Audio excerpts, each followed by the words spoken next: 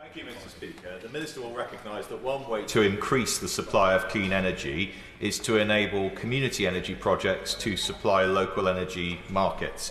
When ministers are asked about this, as they have been, as he knows, many times, they generally say there is no technical obstacle to that happening. But will he recognise there is a world of difference between something being technically possible and, on the other hand, being facilitated and encouraged so it really happens?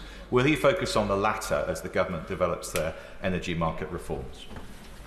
Well, I actually completely agree with him. He's absolutely right. There is no technical barriers to us doing it. It doesn't mean that it's a straightforward process. And actually, to be absolutely honest, things that I thought would have been much more straightforward, like how we define community, is actually more difficult to do to make sure we get this right. But we're absolutely determined to do it, because he's right. He makes the point that if we can deliver clean power that benefits local communities and that they can buy that power locally and really see the benefit of hosting it, that's exactly what we're determined to do, and we will continue to work to make that happen.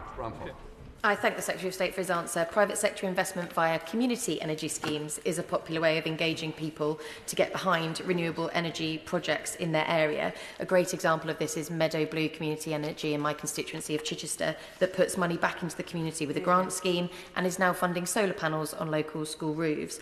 So does the Secretary of State agree with me that these community energy projects would attract more private sector investment if grid access costs were reduced and local supply was actually made easier to deliver? I think the Honourable Lady raises a very, very important issue, which was also raised by the Right Honourable gentleman.